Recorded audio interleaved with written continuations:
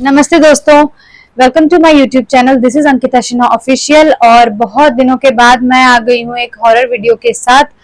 तो जैसे कि मैंने आपको पिछले वीडियो के स्टार्टिंग में बताया था कि मेरे पास 2-3 स्टोरीज आई थी, उसमें से ये स्टोरी जो मैं आज बोलने वाली हूँ ये मुझे सबसे ज्यादा पसंद आई थी। लेकिन उस वक्त मैं इसको इसलिए नहीं सुना पाई क्योंकि वो कहानी तब तक मुझे भी पूरी तरह से पता नहीं थी। और अब जाके जब मुझे बहुत दिनों के बाद ये कहानी अच्छे से पता चल गई है और मैंने जिनके थ्रू ये कहानी मुझे पता चली है उनसे भी बात की, तो अच्छे से मुझे समझ में आ गया है और मैंने सारी डिटेल्स ले ली। तो चलिए इस कहानी को पहले तो स्टार्ट करते हैं। और उससे पहले आप लोग से मैं रिक्वेस्ट करना चाहूंगी कि प्लीज मेरे चैनल को सब्सक्राइब करें, मेरे वीडियोस को शेयर करें। और मैं अपने चैनल पे डेली व्लॉग्स और रेसिपीज भी डालती रहती हूँ, तो प्लीज मेरे सारे वीडियोस को एक बार देखें और उनको शेयर करें, लाइक करें, कमेंट करें। जो भी आपको मेरे वीडियो में अच्छाई या बुराई जो भी नजर आती होगी आप वो कर सकते हैं। तो चलिए आज की कहानी को स्टार्ट करते हैं। तो ये कहानी है जतिन और दिव्या की। कहानी को स्टार्ट करने से पहले मुझे थोड़ा सा इंट्रोडक्शन देना पड़ेगा ताकि आप लोगों को अच्छे से सारा सिनेरियो समझ में आ जाए। होता यह है कि जतिन और दिव्या दोनों कॉलेज में मिलते हैं। दोनों बहुत ही अलग अलग कल्चर से बिलोंग करते थे, अलग अलग कास्ट से बिलोंग करते थे और दोनों अलग अलग स्टेट से भी बिलोंग करते थे। इसकी वजह से दोनों के लव मैरिज को दोनों के फैमिली से अप्रूवल मिलने में बहुत ज्यादा समय लग गया। उनकी कॉलेज की पढ़ाई खत्म हो गई और दोनों जॉब पे भी लग गए थे। फैमिलीज अब मान चुकी थी और जतिन की फैमिली जा रही थी दिव्या के घर। दिव्या के घर जा रही थी वो लोग उनकी शादी के लिए। जतिन की फैमिली में उसके मम्मी पापा और एक छोटी बहन थी। यहाँ तक कि वो अपने शादी में अपने बुआ जी, फूफा जी और मासी और बहुत सारे रिलेटिव्स को लेकर के ट्रेन से दिव्या के घर जा रहा था। क्योंकि वो दोनों अलग अलग स्टेट से बिलोंग करते थे तो ये ट्रेन की जर्नी पूरे 3 दिनों की थी। मतलब पहले दिन वो लोग ट्रेन पे चढ़े और एक पूरा दिन उन लोगों को ट्रेन में गुजारना था। अगले दिन वो लोग सुबह 11 साढ़े 11 के आसपास दिव्या के नजदीकी स्टेशन पे पहुंचते थे। वो लोग पहुंच जाते हैं। शादी बहुत अच्छे से हो गई थी और दिव्या और जतिन के लिए बहुत ही ओवरवेलमिंग मोमेंट था। उन लोगों को बहुत खुशी हो रही थी क्योंकि उन्होंने इस दिन का बहुत बेसब्री से इंतजार किया था। अब 2 दिनों के स्टे के बाद जब जतिन दिव्या अपनी पूरी फैमिली के साथ यानी जतिन की पूरी फैमिली के साथ वापस जतिन के घर आने लगे, क्योंकि कुछ रिचुअल्स थे, क्योंकि दिव्या बार बार तुरंत तो अपने मायके नहीं आ पाती, तो इसलिए 2 दिनों का उन लोगों ने ब्रेक लिया वहीं पर ताकि उस घर के सारे रिचुअल्स पूरे हो जाएं और उसके बाद वो लोग जतिन के घर आने वाले थे। दिव्या के पेरेंट्स यहाँ पर 1 हफ्ते के बाद रिसेप्शन के लिए जतिन के घर आने वाले थे। यहाँ पर होता यह है कि दिव्या जब अपनी पूरी पैकिंग कर लेती है और अपने घर से विदा लेकर के वो ट्रेन में चढ़ जाती है जतिन और उसकी पूरी फैमिली के साथ।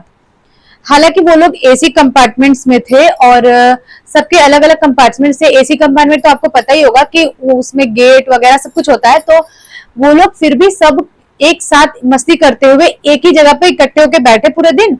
और उन लोगों ने सोचा था कि रात में अपने अपने बस में चले जाएंगे। ऐसे आपको टाइटल से पता चल गया होगा कि जो भी स्टोरी है वो इस ट्रेन के अंदर की ही है। तो होता यह है कि वो लोग सब मिलकर दिव्या, जतिन और जितने भी जतिन के कजन्स थे वो लोग सब एक तरफ बैठते हैं और जितने भी बड़े लोग थे वो लोग उसी सेम कंपार्टमेंट में दूसरी साइड बैठते हैं। अब ये लोग सब और दोनों तरफ के गेट्स क्योंकि खुले थे तो सब एक दूसरे को देख पा रहे थे, बात कर पा रहे थे। यहाँ तक कि वो लोग हंसी मजाक करते करते 3 4 5 स्टेशन बीत गया। उसके बाद जब वो लोग एक जगह पर ट्रेन ना एक छोटे से हॉल्ट में रुक जाती है। उस हॉल्ट में ज्यादा कुछ दिखाई नहीं दे रहा था, बस एक छोटी सी चाय की दुकान थी और थोड़े मोड़े स्नैक्स भी वहां पे मिल रहे थे। उसके बाद वहां पे जब ट्रेन रुकी तो पहले तो लोगों ने उतना ध्यान नहीं दिया, सब अपने अपने बातों में मस्त थे। इनमें तो पता नहीं चलता है कि कितनी रात हो गई, ऐसे हम टाइम तो देख ही सकते हैं, पर फिर भी उन लोगों ने अर्ली डिनर कर लिया और फिर अपने बातों में लग गए। जब ट्रेन इस हॉल्ट पे रुकती है, और हम आपको नाम भी इसलिए नहीं बता सकते उन दोनों के स्टेट्स के नाम, बस एक ही रिक्वेस्ट थी उनकी कि हम उनके स्टेट्स के नाम ना बताएं, तो हम वो नहीं बता सकते इसलिए। तो चलिए बताते हैं आपको आगे कि जब हॉल्ट पे ट्रेन रुकी पहले तो लोगों ने बिल्कुल भी उतना ध्यान नहीं दिया, तो ज्यादा उन लोगों को भूख भी नहीं थी जो उन लोग स्नैक्स लेने के लिए उतरते, और प्लस वो लोग दिव्या के स्टेशन से ही मैक्सिमम बहुत सारे स्नैक्स, केक्स, वेफर सब लेकर ही चढ़े थे। तो वो लोग अपने बातचीत में लग जाते हैं वापस से। लेकिन होता है कि यहाँ पर देखते देखते आधा से 1 घंटा, 1 से 1.5 घंटा, 1.5 से 2.5 घंटे बीत जाते हैं और ट्रेन बिल्कुल भी नहीं चलती है। अब धीरे धीरे उन लोगों को दिखाई दे रहा था कि बहुत सारे पैसेंजर्स ट्रेन से उतर रहे हैं, कि भाई ट्रेन अचानक से एक छोटे से हॉल्ट पे क्यों रुक गई। अब उसके बाद उन लोगों, उनके जो कजन्स थे, जतिन के जो कजन्स थे, वो लोग भी उसमें भी कोई लड़के भी थे, काफी लड़के थे, लड़कियां भी थी। तो उन लोगों ने, उनमें से एक ने कहा कि मैं भी देख के आता हूँ कि क्या प्रॉब्लम है, ट्रेन क्यों नहीं चल रही है। वो वहां से उतर गया और उसके बाद थोड़ी देर के बाद 5-10 मिनट में वो वापस आता है और बोलता है कि यहाँ पर पता नहीं कुछ तो प्रॉब्लम हो गया है, और सब लोग, बहुत सारे लोग जितने भी पैसेंजर्स हैं, बहुत सारे मैक्सिमम नीचे उतर के घूम रहे हैं, क्योंकि अभी ट्रेन यहाँ से कब चलेगी कुछ पता नहीं है। और उसके बाद जतिन और उसके बाकी कजन्स, उन लोगों ने बोला कि चलो चलो हम लोग भी उतरते हैं, घूमेंगे फिरेंगे, थोड़ा सा चलते हैं। और चाय की टपरी वहां पे थी, तो उन लोगों ने बोला कि चलो चाय कॉफी पी लिया जाए। लेकिन यहाँ पर जतिन की मॉम ने दिव्या को नीचे ले जाने से सख्त मना कर दिया, और उन्होंने तो जतिन को भी मना किया था कि अभी अभी शादी हुई है, तो ऐसे में अकेले, ऐसे अंधेरे रात में कहीं भी ऐसे वैसे इधर उधर घूमना सही नहीं होता है। तो उसके बाद, लेकिन उसके जितने भी कजन्स थे वो लोग बहुत ज्यादा जिद करने लगे कि नहीं नहीं भाभी को लेकर चलेंगे, भाभी भी चलो, भाभी भी चलो, ऐसे करके वो लोग बहुत ज्यादा जिद कर रहे थे। लेकिन जतिन की मॉम नहीं मानी। तो पहले तो दिव्या नहीं उतरी और वो लोग सब उतर गए, और लेकिन फिर थोड़ी ही देर में उनमें से 2 लड़कियां, जो कि एक जतिन की रियल सिस्टर थी और एक और उसकी बुआ की बेटी, वो लोग दोनों आती हैं और बार बार रिक्वेस्ट करती है जतिन की मॉम से कि प्लीज भाभी को ले जाने के लिए दो, वहां पे बहुत सारी लेडीज भी खड़ी है, कोई प्रॉब्लम नहीं होगी। तो जतिन की मॉम यहाँ कहती है कि बात लेडीज के खड़े होने की नहीं है, बात है वो अभी नई नवेली दुल्हन है, इतने ज्यादा सज धज के आई हुई है, तो उसको ऐसे नीचे नहीं उतरना चाहिए। पर बच्चों की जिद के आगे, और कुछ लोगों ने, बड़ों ने भी कहा कि अरे जाने दो, बच्चे का मन है तो ले जाने दो, कोई प्रॉब्लम नहीं है, यहीं पे तो सामने टपरी दिख रही है, कोई प्रॉब्लम नहीं होगी। तो वो लोग जतिन के साथ साथ दिव्या को भी ले जाते हैं। यहाँ पर जब वो लोग नीचे उतरते तो वहां पे ना सीमेंट का बेंच जैसा बना हुआ था 3-4, और वहां पर वो लोग बैठ के, जिसको कॉफी पसंद था वो कॉफी, जिसको चाय पसंद था वो चाय पीने लगते हैं। कुछ लोग वेफर्स खा रहे थे, कुछ कुछ जिसको जो मन था वो कर रहे थे। हालांकि वहां पर जो स्टेशन के जो कर्मचारी थे वो मुश्किल से 3 या 4 ही थे, ज्यादा कोई नहीं, और एक वो दुकान वाला। उसके बाद वो लोग बैठ के जब चाय कॉफी पी ही रहे थे तो दिव्या ने अपनी ननद से कहा कि मुझे वॉशरूम जाना है, तो मैं ट्रेन पे चढ़ जाती हूँ वापस। तो उसने बोला कि अरे भाभी यहाँ क्यों वॉशरूम जाना है, पीछे ही एक वॉशरूम है, मतलब पब्लिक टॉयलेट था पीछे, थोड़ा 10-15 कदम की दूरी पे था, पर चलो वहां पे चलते हैं। तो वो भी चली गई वहां पे, वो उसकी नंद के साथ, और एक और थी जो भी कजन जो जतिन की, वो लोग तीनों चले जाते हैं और वहां से वापस आती हैं। वहां से वापस आने के बाद ही दिव्या थोड़ा थोड़ा थोड़ा थोड़ा सा उसके बिहेवियर में चेंज आने लगा। अब चेंज वो कैसा था, चेंज अच्छा था, अब तक अच्छा था वो चेंज। जैसे कि वो पहले शर्मा रही थी सबसे बात करने में, अब वो खुल के सबसे बात कर रही थी, जोर जोर से हंस रही थी, बहुत ज्यादा, अब बहुत सुंदर लग रही थी। ऐसे तो वो सुंदर थी भी, और वो नई नवेली दुल्हन थी तो वो सुंदर ही लग रही थी, पर वो बहुत सुंदर लग रही थी, मतलब उसके चेहरे से ना बहुत अच्छा रौनक आ रहा था एक। तो उसके बाद वो बहुत खुश थी, सबसे अच्छे से बात कर रही थी, और बार बार उसका ध्यान उस पब्लिक टॉयलेट की तरफ, जिधर, क्योंकि वो लोग ऐसे बेंच पे बैठे थे और थोड़ा ना लेफ्ट हैंड साइड पे वो कॉर्नर में था, बार बार वो उधर ही देखे जा रही थी। ये बात जब जतिन ने नोटिस की तो उसने मजाक में दिव्या से कहा, क्यों उधर बार बार क्यों देख रही हो, कोई पुराना बॉयफ्रेंड छुपा के रखा है क्या। इतना कह के वो लोग सब हंसने लगे। लेकिन इस बात पे दिव्या बहुत नाराज हो गई, और वो बहुत जोर से जतिन पे गुस्सा हो गई और बोली कि ऐसी बातें कर रहे हो वगैरह वगैरह। तो यहाँ पे कुछ लोगों ने बोला कि सही बात है भाई, भाभी अभी अभी हमारे साथ ही वो घर भी नहीं पहुंची, और इस तरह का मजाक उनको नहीं पसंद आया होगा। तो जतिन ने उससे माफी और मांगी, बात खत्म हो गई। अब उन लोगों को बातों बातों में ही वहां के कर्मचारियों से ये पता चला कि ट्रेन अभी और 1 घंटे लगभग नहीं चल पाएगी किसी तकनीकी खराबी के कारण। यहाँ पर जतिन की मॉम लगातार अपने दरवाजे पर आकर के उन लोगों को बुला रही थी और बार बार कह रही थी कि तुम लोगों को रहना है तो रहो भाई, लेकिन जतिन और दिव्या को भेज दो, वो लोग अभी दूल्हा दुल्हन है, उन लोगों को ऐसे बाहर में ऐसी रात में नहीं घूमना चाहिए, कुछ भी हो सकता है, कोई भी तरह की एनर्जी हो सकती है यहाँ पर। और जितने भी बच्चे थे वो इस बात को पूरी तरह से मजाक में, हंसी में उड़ा देते हैं। और कोई भी उनकी बात, दिव्या बार बार अपनी सास का बात पहले मान रही थी, लेकिन जब से वो वॉशरूम से होकर आई थी, वो चाह रही थी कि वो बस ट्रेन में ना जाए, वो वहीं पे बैठी रहे। और बार बार उसकी सास के बुलाने के बाद भी उसने एक बार भी इंसिस्ट नहीं किया कि मुझे ट्रेन में चले जाना चाहिए। हालांकि पहले जब वो ट्रेन से नहीं उतरी थी तो वो बार बार ये बोल रही थी कि जब तक मम्मी बोलेंगी तभी मैं जाऊंगी, वरना नहीं जाऊंगी। यहाँ पर उसके बार बार बोलने के बाद भी वो नहीं जा रही थी। इस बात से जतिन की मम्मी को थोड़ा सा गुस्सा आया और वो वापस जाके अपनी सीट में बैठ गई। उन्होंने बोला जाकर के अपनी बहन से कि अब तो मैं कुछ बोलने ही वाली नहीं हूँ, क्योंकि बच्चे तो मेरी बात बिल्कुल नहीं सुन रहे हैं। इन लोगों को जब कुछ होगा तब तक कुछ होगा नहीं, तब तक इन लोगों को पता ही नहीं चलेगा।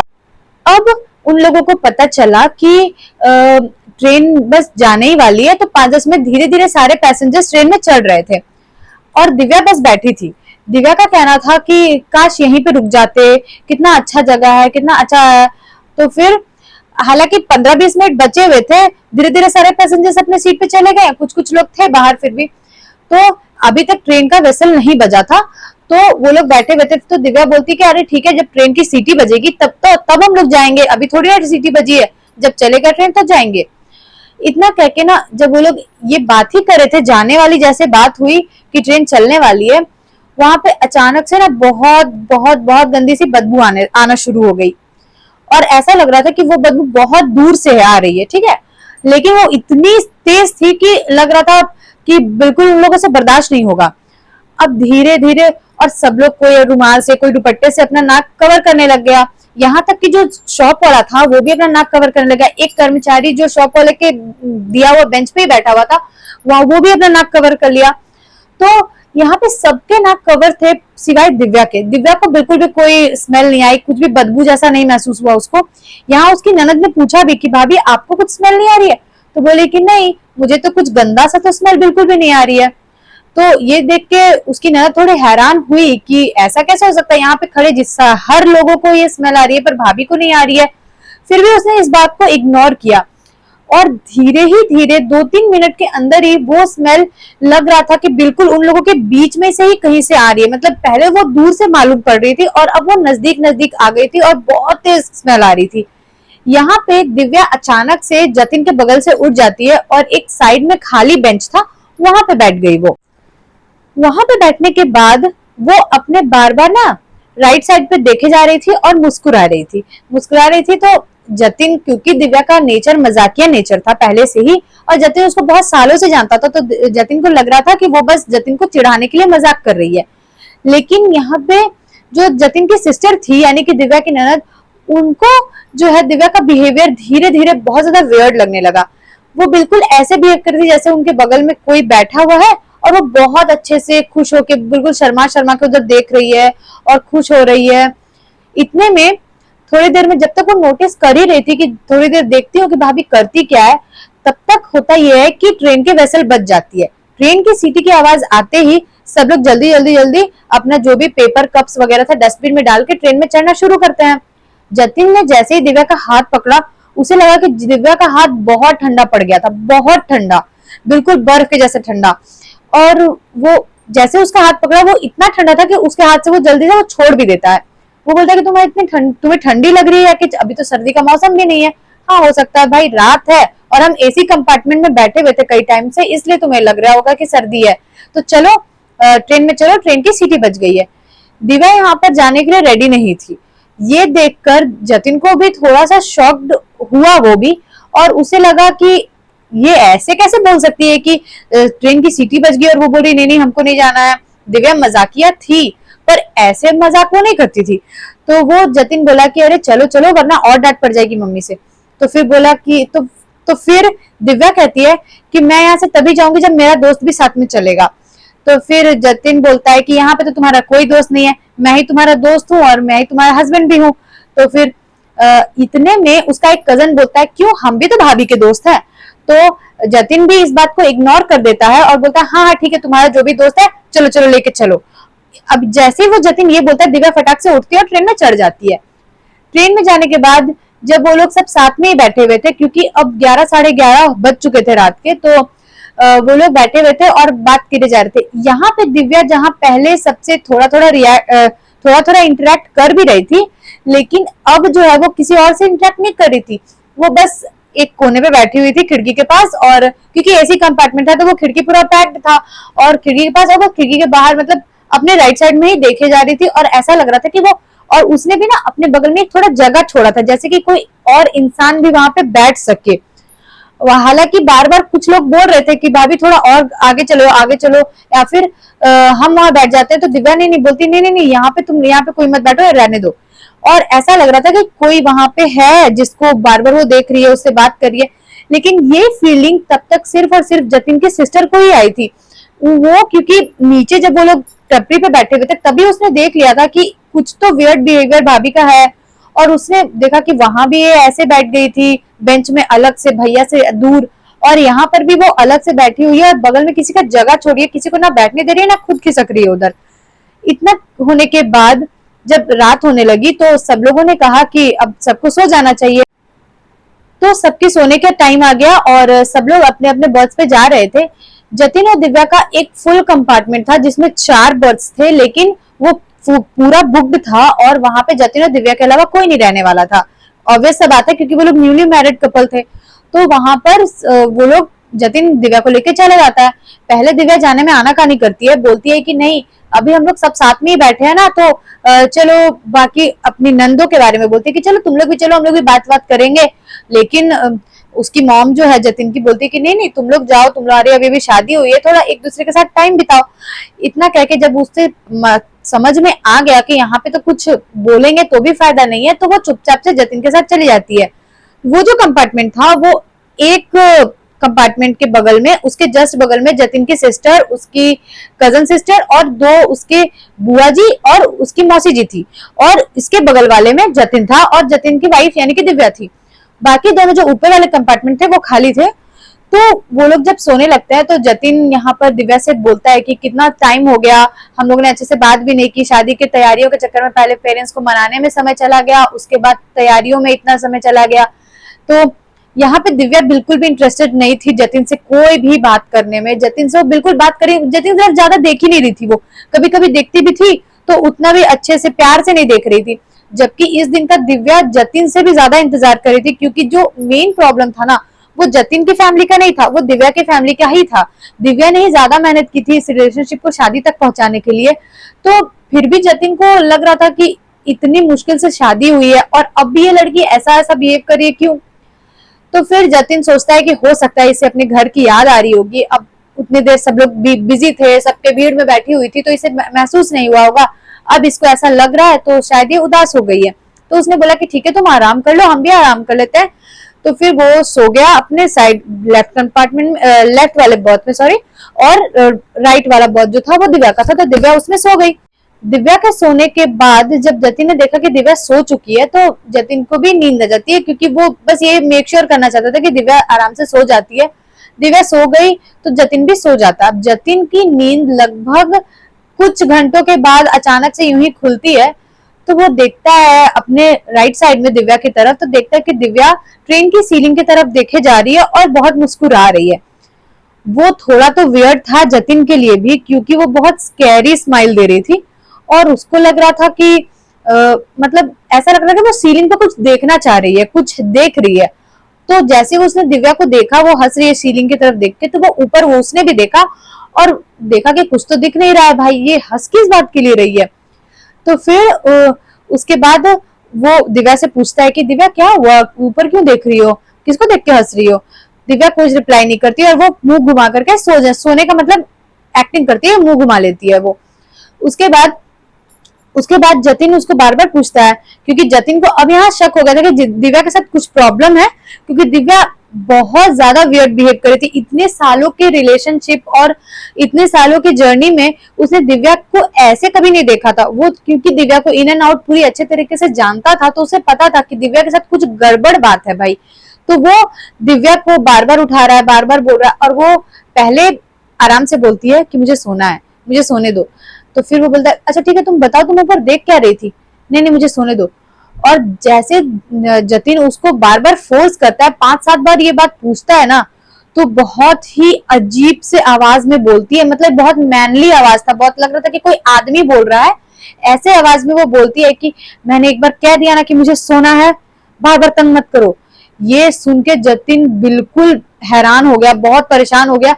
उससे तो अब पहले तो उसे बहुत डर लगा खुद के लिए, क्योंकि उसे समझ नहीं आया कि भाई अब इसका हम सामना कैसे करें, दरवाजा भी लॉक्ड है। उसे इतनी हिम्मत नहीं हो रही थी कि वो दरवाजा का नॉब लॉक खोल करके बाहर निकल जाए। अब उसका हाथ पैर लगा पूरा कांपने।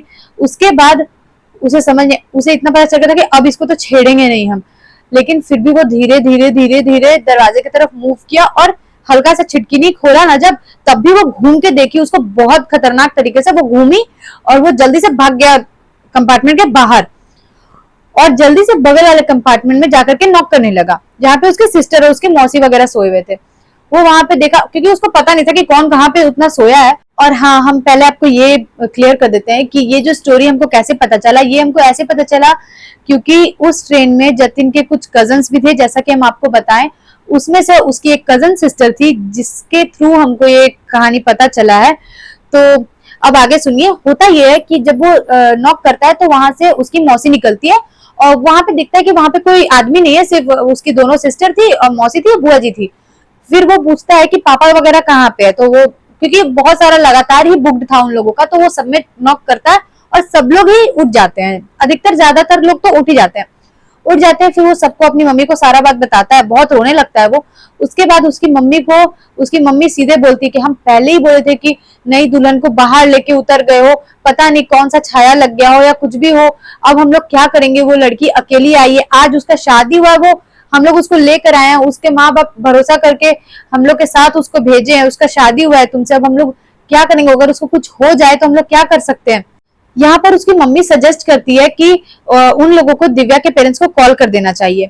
अब रात के 2:30 बज रहे थे, 2:30 पौने 3 बज रहे थे और उन लोगों ने दिव्या के पेरेंट्स को कांटेक्ट किया। उसके मम्मी पापा दोनों ने फोन नहीं उठाया। तब जतिन ने दिव्या की सिस्टर को कॉल किया। वो क्योंकि जाग रही थी तो उसने फोन उठाया और उसके बाद जतिन ने उसको सारी बात बताई और कहा कि पापा को बताओ और उनसे बात करवाओ। वो गई, अपने पेरेंट्स को उठाया उसने और सारी बात बता दिया जतिन ने। उसके बाद उन लोगों ने बोला कि ठीक है, हम लोग भी कल ही निकल जाते हैं यहाँ से, लेकिन बात यहाँ है कि वो लोग अलग ट्रेन में और वो लोग अलग ट्रेन में आने वाले थे। तो जो भी था, इस जर्नी पे जो भी होने वाला था वो जतिन और उसकी फैमिली को ही फेस करना था। चाह के भी दिव्या के पेरेंट्स उन लोगों को ट्रेन में तो नहीं पकड़ पाएंगे ना। तो उसके बाद बात हो जाती है। अब धीरे धीरे हिम्मत करके सब लोग आते हैं जतिन के कंपार्टमेंट की तरफ। यहाँ पर दिव्या, जब वो लोग अंदर आए तो पहले वो लोग गेट खोले धीरे धीरे ये देखने के लिए कि दिव्या कहाँ है, दिव्या नहीं इधर नजर आई। फिर जब अंदर आए तो देखा कि दिव्या ऊपर वाले बर्थ पे चली गई और कोने में बैठी हुई है। अब दिव्या का बैठने का स्टाइल, पूरा बाल खुले हुए, दुपट्टा फेंक दिया, पूरा अजीब सा था। उसको देख के ही आधे से ज्यादा डर के तो लोग भाग गए, पहले फैमिली मेंबर से पर भाग गए, भाई अपना जान बचा के भागे।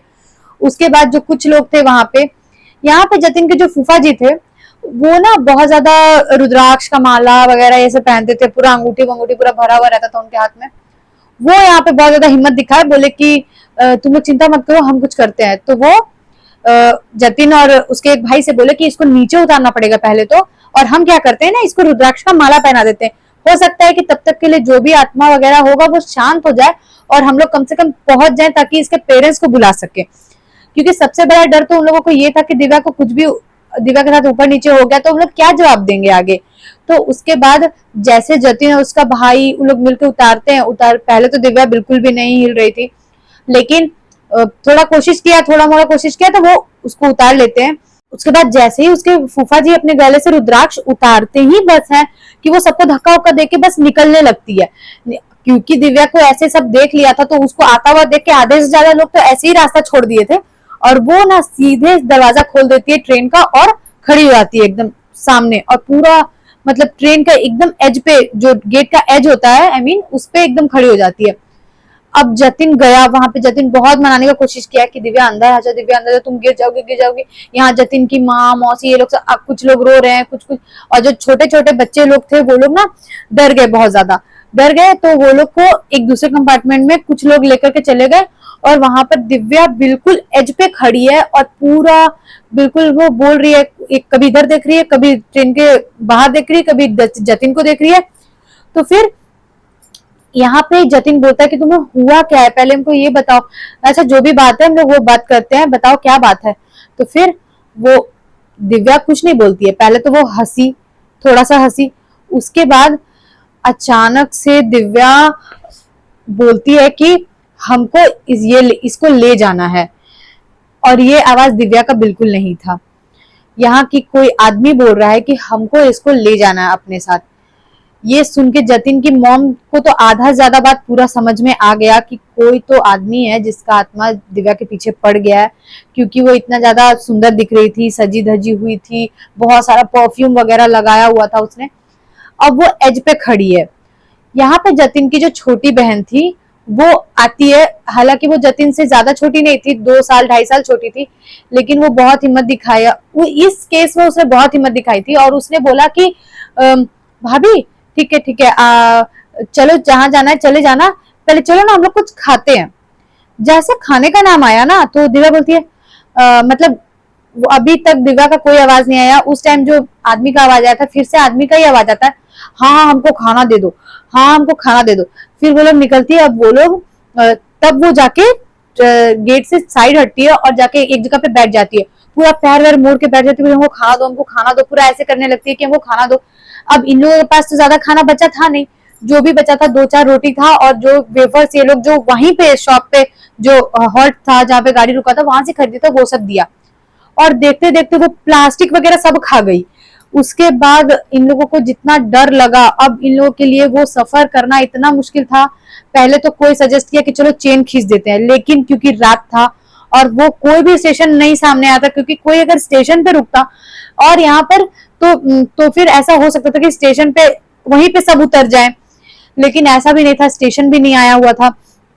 ये थोड़ा देर का सफर उन लोगों का लाइफ को इतना खतरनाक तरीके से बदलने वाला था, उन लोगों को समझ ही नहीं आ रहा था कि हम लोग जिंदा बचेंगे कि मर जाएंगे, कि ये लड़की भी बचेगी कि नहीं बचेगी। उसके बाद यहाँ पर जब वो सब कुछ खा गई, वो प्लास्टिक गंदा कचरा पेपर जिसमें रोटी वगैरह लपेटा हुआ था वो सब खा गई। अब इन लोगों को लग रहा था इतना खाना खाने के बाद भी इसको इतना भूख कैसे लग सकता है। देखते देखते ना फिर वो सो गई। उसके सोने के बाद जो उसके फूफा जी थे उन्होंने वो माला को उसके गले में डाल दिया धीरे से और सब लोग चले गए अपने अपने बर्थ में। यहाँ पे जतिन की मॉम ने बोला कि इस बर्थ को बाहर से बंद कर देते हैं हम लोग इस कंपार्टमेंट को, और जतिन भी बाहर चलो। लेकिन जतिन बहुत स्पेक्टिकल था इस बात के लिए और उसने कहा कि नहीं हम नहीं जाएंगे, और सामने वाले कंपार्टमेंट का दरवाजा खुला रख के वो लोग सब, वो उसके कुछ कजन्स, उसकी बहन, उसके फूफा जी और उसकी एक मौसी थी, वो लोग सब वहां पे बैठ गए।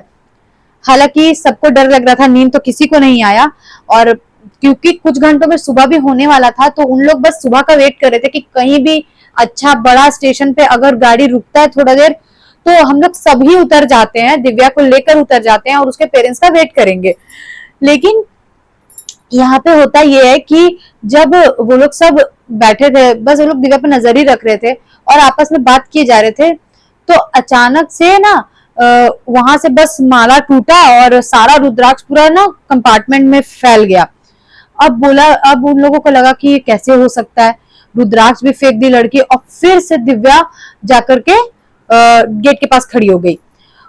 अब इन लोगों को समझ में आ गया कि हम लोग का बस का बात नहीं है, रुद्राक्ष का माला डालने से या कुछ बोलने से तो कुछ नहीं होने वाला है, क्योंकि अब यहाँ पे उसके फूफा जी बोले कि ये रुद्राक्ष का माला तो हम बहुत पूजा करवा के पहने थे, ये खोल कैसे सकती है इस बात को, अगर इसके शरीर में कंटिन्यू है तो कैसे खोल सकती है।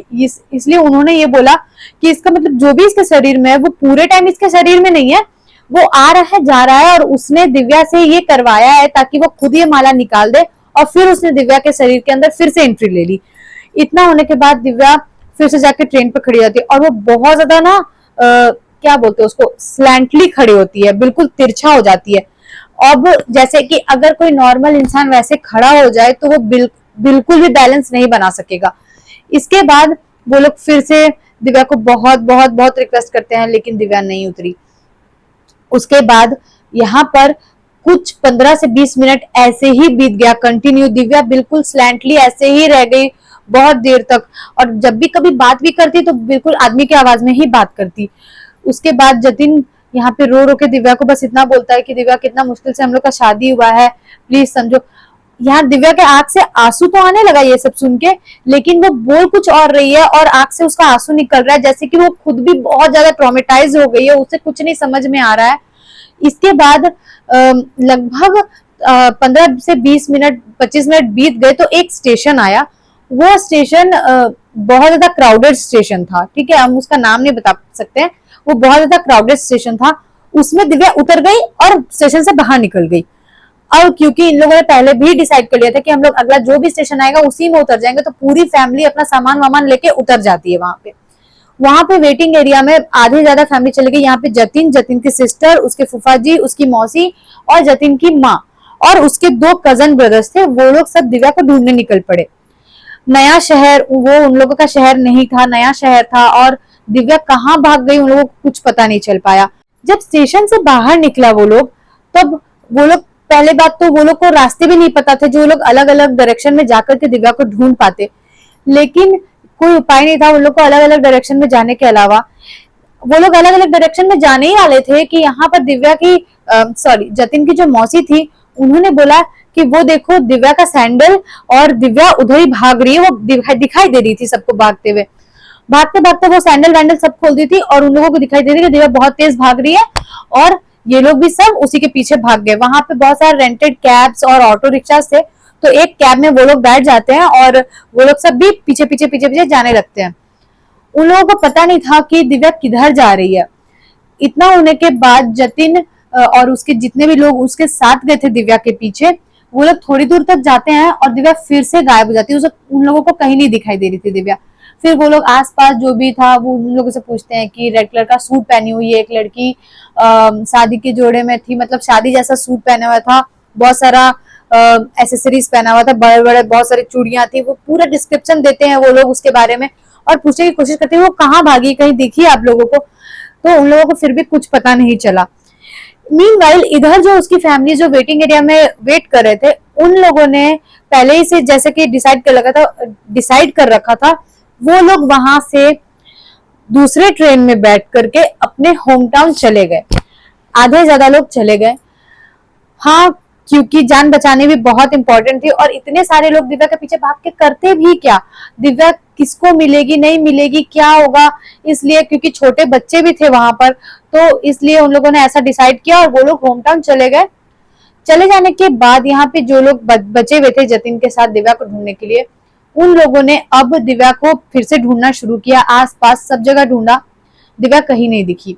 जब दिव्या उन लोगों को कहीं नहीं मिली तो जतिन ने अपनी सिस्टर और मौसी से कहा कि आप लोग वेटिंग एरिया में वापस चले जाइए, क्योंकि अभी भी सुबह नहीं हुई है और इतनी रात को अनजान शहर में आप लोगों का भी घूमना सही नहीं रहेगा, तो आप लोग वेटिंग एरिया में चले जाइए और हम लोग थोड़ी देर में आते हैं।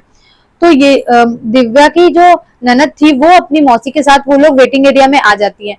थोड़ी देर के बाद वो लोग, उन लोगों से भी बहुत बेचैनी हो रही थी, क्योंकि वो लोग सोच रहे थे क्या पता दिव्या घूम फिर के इधर ही आ गई हो। वो लोग स्टेशन में भी ढूंढना शुरू कर देते हैं। ढूंढते ढूंढते उन लोगों को एक आदमी मिलता है जो बोलता है कि आप ही लोग एक औरत के पीछे भाग रहे थे जो कि रेड कलर का सूट पहनी हुई थी। तो लोग बोले कि हाँ हम लोग ही ढूंढ रहे हैं, बताइए आप कहीं देखे हैं क्या। तो वो बोला कि हाँ यहाँ पर स्टेशन के बाद ना जो रेलवे वाला क्वार्टर होता है ना बहुत सारा, बोला कि उसी में एक क्वार्टर में हम उसको घुसते हुए देखे थे, क्योंकि वो इधर ही से दौड़ते हुए जा रही थी और इसलिए हम लोग बहुत सारे लोग ड्यूटी पे आ रहे थे सुबह के शिफ्ट के लिए, तो हम लोग उस पर ध्यान दिए। यहाँ पर जतिन की मौसी जतिन को कॉल करती है और उन लोगों को वापस स्टेशन बुलाती है और उस आदमी से मिलवाती है जिसने दिव्या को देखा था। अब उन लोगों को उस क्वार्टर के बारे में पता चलता है, क्योंकि अब धीरे धीरे 6 बजने वाले थे, तो वो लोग उस क्वार्टर की तरफ जाते हैं और वहां पर पहले तो वो लोग देखते हैं कि ज्यादातर क्वार्टर्स में तो लोग थे, और जिस क्वार्टर के बारे में उसने बताया था कि उसमें भी कोई रहता था, लेकिन उस वक्त शायद उस वहां पे कोई नहीं होगा, ये कह नहीं सकते। तो वहां पर जब ये लोग गए तो वहां पर अगल बगल वाले ने बोला कि एक औरत थी बगल वाले घर में, उसने बोला कि हाँ मेरे पति भी जब ड्यूटी जा रहे थे सुबह के लिए, तो एक औरत लाल कलर का सूट पहन के बहुत दौड़े दौड़े आई और इस घर का गेट खोल के अंदर बैठ गई। अब हम वहां पे पूछे भी, क्योंकि इस घर में जो आदमी रहता है वो अकेला रहता है और वो अक्सर नाइट शिफ्ट ही करता है। तो हम जब अंदर ठकठकाने का कोशिश किए तो हम पहले तो हमको डर ही लगा कि ऐसे कौन, हो सकता है कि किसी लड़की के पीछे कोई पड़ गया हो, इसलिए वो अपना जान बचाने के लिए इस क्वार्टर में घुस गई हो। लेकिन देखने वाली बात ये थी भैया कि वो बाहर से ताला लगे होने के बावजूद भी वो दरवाजा खोली और दरवाजा तुरंत से खुल गया था, वो अंदर घुस गई। अब हम डर के मारे कुछ नहीं किए और बस अपने पति को भी रोक लिए थे यहाँ पे, और जो उन लोगों के साथ ड्यूटी जाने वाले थे उन लोगों ने ही देखा था। तो उस औरत के पति ने बोला कि हाँ, मेरा ही साथ काम करने वाला किसी इंसान ने आपको ये बात बताई होगी, क्योंकि यहाँ से हम लोग कुछ ग्रुप में ही जाते हैं ज्यादातर। तो उसने ही बोला कि अगर कोई स्टेशन में खोज रहा होगा किसी को तो मैं बता दूंगा, अगर रास्ते में भी कोई ढूंढता हुआ मिलेगा तो मैं बता दूंगा कि वो लड़की इस तरफ आई है। यहाँ पर उन लोगों को अब घर के अंदर जाने में डर लगने लगा। बगल वाले घर की जो औरत थी उसने कहा कि अकेले जाना तो सेफ नहीं होगा। जब उन लोगों से उसने सारी बात सुनी कि दिव्या कैसे कैसे बिहेव कर रही थी, तो उसे समझ में आया कि कुछ गड़बड़ है, कोई ऐसा भूत वूत का कहानी है, इसलिए ऐसा हो रहा है। तो उसने बोला कि हम लोग इससे ज्यादा आपकी मदद नहीं कर पाएंगे, तो आप लोग को जो भी करना है आप खुद ही करो। और उस घर वाले जो इंसान था जिसका वो क्वार्टर था जहां दिव्या घुसी थी, उसको भी उन लोगों ने कॉल किया, वो भी आने ही वाला था। यहाँ पे जतिन दिव्या का नाम लेते लेते उस घर में घुस गया। वहां पे जाने के बाद उसे दिव्या पहले तो बहुत ढूंढना पड़ा। वहां पर ना आंगन था, आंगन में एक सीमेंट की टंकी बनी हुई थी। दिव्या उसको उस टंकी में दिखाई दी, क्योंकि दिव्या बिल्कुल, उसको स्विमिंग बहुत अच्छे से आती थी, वो कॉलेज में भी स्विमिंग किया करती थी। और वो ना उस टंकी में पानी भरा हुआ था, ऊपर से कवर्ड नहीं था, वो टंकी पानी भरा हुआ था और वो उसी में थी, लेकिन वो ना डूबी जा रही थी, पर वो खुद को बचाने का कोशिश नहीं कर रही थी। यहाँ पे जतिन और उसका भाई उसको जल्दी से बाहर निकालते हैं और दिव्या बेहोश थी, उसे ज्यादा कुछ होश नहीं था, बस थोड़ा थोड़ा कुछ बड़बड़ाई जा रही थी। इतने में वो लोग जतिन को बोलते हैं कि दिव्या को लेके यहाँ से निकलते हैं, हम लोग जल्दी से अपने घर जाते हैं ताकि दिव्या के पेरेंट्स से मिल सके। वो लोग फिर वहां से निकल जाते हैं और उस घर का जो मालिक था वो जब आया तो उनसे भी माफी वाफी मांगा और वो लोग जाने लगे। तो उसने बताया कि ठीक है, आप लोग को जाना है, कोई दिक्कत नहीं है, हम यहाँ अकेले रहते हैं और ये सब एरिया में बहुत कुछ होता है, कभी ट्रैक पे कुछ होता है तो हम लोग कुछ भी, कोई नेगेटिव एनर्जी को कभी कभी हम लोग भी एक्सपीरियंस करते हैं। तो उसने भभूत दिया उन लोगों को और बोला कि ठीक है, ये अपने पास रखिए, हो सके तो आप लोग सेफली अपने घर पहुंच जाएंगे। इतना करके वो लोग चले गए। अब यहाँ से जो जतिन के घर तक का सफर था वो लोग ट्रेन में नहीं करना चाहते थे, लेकिन उन लोगों को पता था कि अगर हम लोग अकेले ट्रैवल करेंगे किसी कैब में या बस में तो दिव्या को कंट्रोल करना बहुत मुश्किल हो जाएगा। फिर उसके बाद उन लोगों ने डिसाइड किया कि वो लोग फ्लाइट से जतिन के घर जाते हैं। जतिन के घर उन लोगों ने टिकट्स अरेंज करने के ट्राई किया पर नहीं हो पाया। तब उन लोगों को लास्ट ऑप्शन बचा ट्रेन, जिसमें उन लोगों ने स्लीपर क्लास की ट्रेन बुक की, इसलिए ताकि उन लोगों के सामने बहुत ज्यादा लोग रहे जो उनकी अचानक से अगर दिव्या कुछ हरकत करती है तो मदद कर सके, अगर कोई मदद करने वाला हो तो। इतना कह के वो लोग चढ़ गए ट्रेन में। उन लोगों ने अगले दिन ही ये ट्रेन बोर्ड कर लिया और उसके बाद जब वो लोग जतिन के घर पहुंचने तक अब दिव्या ठीक थी, मतलब बात तो वो किसी से नहीं कर रही थी, कभी कभी हंस रही थी, कभी कभी चुपचाप थी, उदास थी, लेकिन किसी से बात नहीं कर रही थी। वहां से जतिन के घर पहुंचने में ज्यादा टाइम नहीं लगा, आधे दिन में 10 से 12 घंटे में वो लोग पहुंच गए। अब आगे होता क्या है कि जब तक यहाँ पे दिव्या को उसके घर में एंट्री मिलती है, वो गृह प्रवेश होता है और सब कुछ होता है, लेकिन दिव्या यहाँ पर हर पूजा पाठ के रस्म से भाग रही थी। वो ना आरती करवाती, ना टीका लगवाती, कुछ भी नहीं कर रही थी वो। यहाँ तक कि उसके घर के बाहर ना स्वास्तिक वास्तिक बना हुआ था, वो वहां भी एंटर नहीं कर रही थी। वो सीधे छत पे चढ़ जाती है, जो छत उसके घर के जो उसका ना एक इधर घर था, वो लोग वहां रहते थे और बगल में वो लोग का उन्हीं लोग का कंपार्टमेंट था, लेकिन वो वहां पे रेंटर्स रहा करते थे, 2-3 रेंटर्स रहा करते थे वहां पर। तो वो वहां पे जाके छत पे चढ़ जाती है वहां पे। अब इतने में जतिन को पता चल जाता है कि अब दिव्या को हम कंट्रोल नहीं कर पाएंगे, क्योंकि दिव्या के पेरेंट्स भी नहीं आए थे। इस बात का भी डर था उन लोगों को कि हम दिव्या को उतनी देर तक भी सेफ कैसे रख पाए, और उल्टा दिव्या को क्या हुआ है, इसका क्या हो सकता है, इसे समझ में नहीं आ रहा था।